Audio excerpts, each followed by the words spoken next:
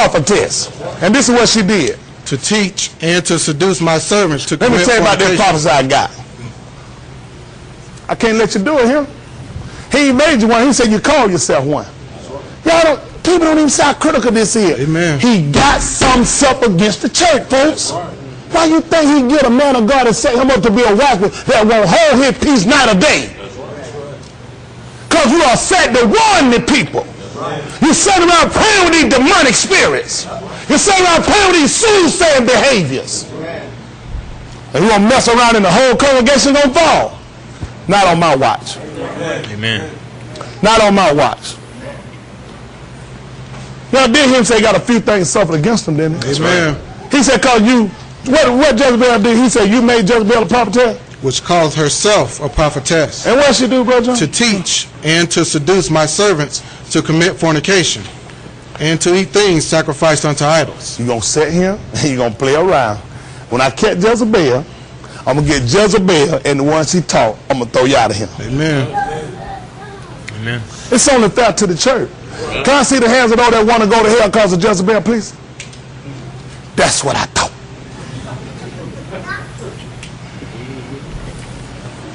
As hard as it might sound, let me tell you what happened. Now, as a pastor, you can fall in love with people. I love the church. I don't want to see nobody will go out church hurt, suffer, nothing, be without nothing. But then I have to consider the whole congregation. Some things are just not profitable to keep around the church. Some people are not profitable to the church.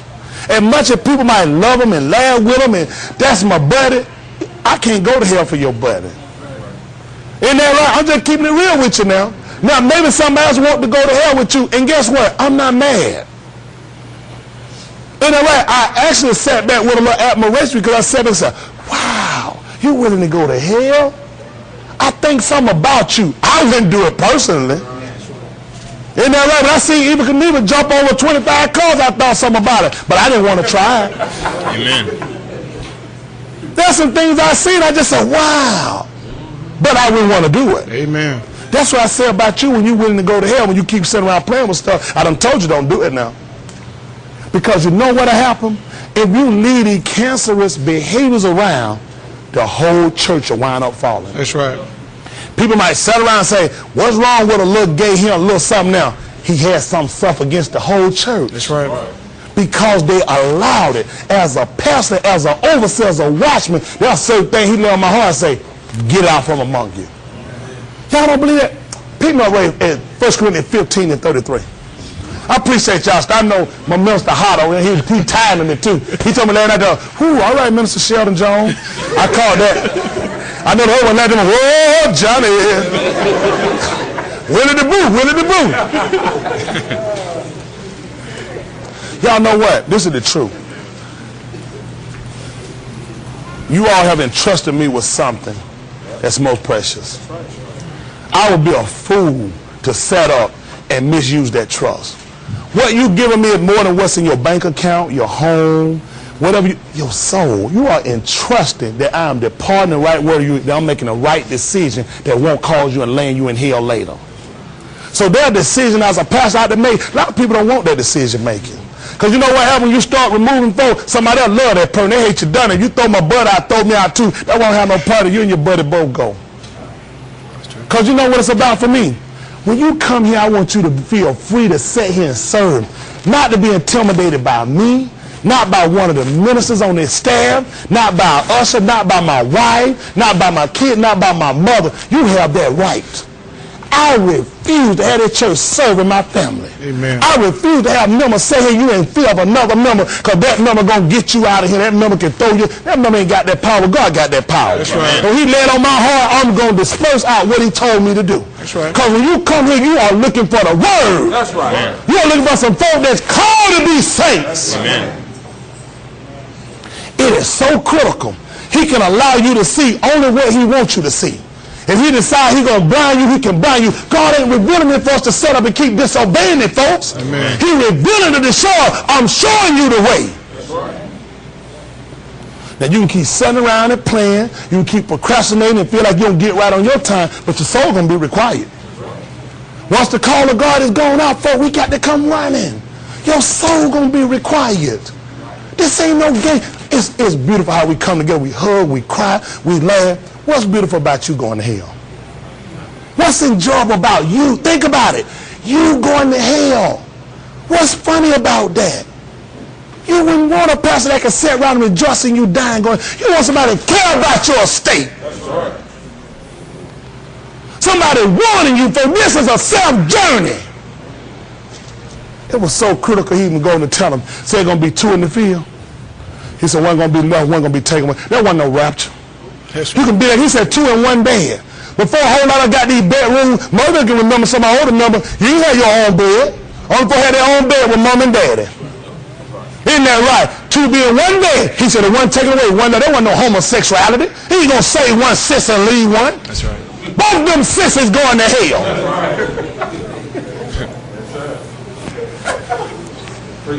He was letting them people know when the destruction of Jerusalem would come, they were going to take some and leave some. That's right. And I'm telling you right here today, folks, there's going to be another time God got destruction coming on it. Amen.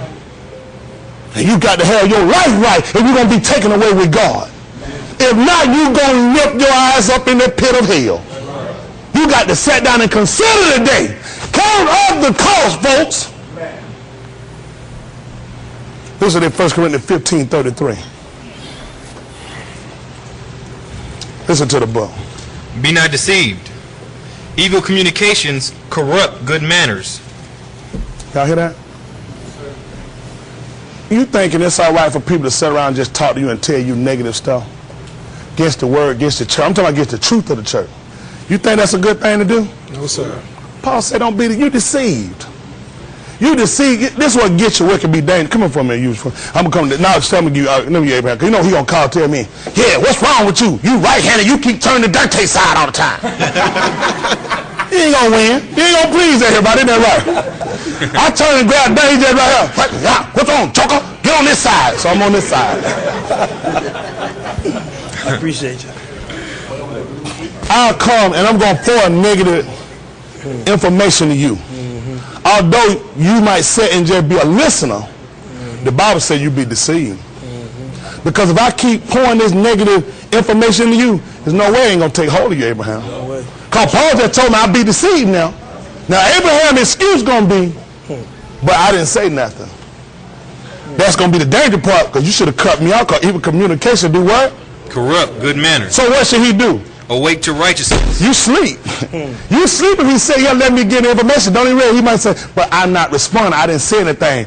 But you don't understand. If you keep letting me keep pointing to you, after a while, it's going to begin to influence your decision. That's right. And what? Ain't no way you're going to sit and somebody keep pouring you negative information against the truth, against the church, and then you're going to kind of fake you in some kind of way. Right. Paul said, don't be deceived. That's right. It's going to corrupt. The way you used to think ain't going to be the same, Abraham. You ain't going to keep treating me the same way. You look at me kind of. You know what happened? Even communication can rub them good manners. His behavior didn't used to be like that. That's right. But sitting around letting somebody impart negative information that don't want to obey is going to corrupt it. He said, wait derogatory. And sin not. So what's wrong with me if I'm pouring this information into him? Give him the negative information. For some have not the knowledge of God. You got to say, Smith ain't got the knowledge of God. Go ahead, Smith, and tell somebody about it. I ain't got time. You see that? You're not saved. That's why I keep telling me, you're not saved when you sit around you mum and grum against no church. I already know you ain't saved. Amen. You can't be, because he said, some have not the knowledge of God. If you don't have the knowledge of God, you are worthy of death. Thank you. So your side been used now. Now I can go back to the left now? Oh, come back over some more too. Okay, thank you. Thank you, Dan. Use your head. This is a self-journey. Don't sit and make a fool out of yourself. Do not sit around for and you know truth and you hearing truth and you let something come in and wind up destroying your decision when it come down to you obeying the word. Because you're not going to sit around and let nobody keep putting that in you. It's not going to affect your behavior. That's right. You got to remember, everybody that's sitting around you, everybody here ain't trying to be saved. That's right. Some people just trying to slip in. And they ain't going to slip by. I don't care where they sit. I don't care what they do. I don't care what they do. I don't care how good they sit. Everybody ain't going to get by. There's only a specific amount of people that God going to save. When he sent John and told him to take the reed and measure out to heaven, he told him who it was for. He let them know that was going to be for the Jews. Said, of course, that's going to be for the Gentiles. He's already made. Heaven is a prepared place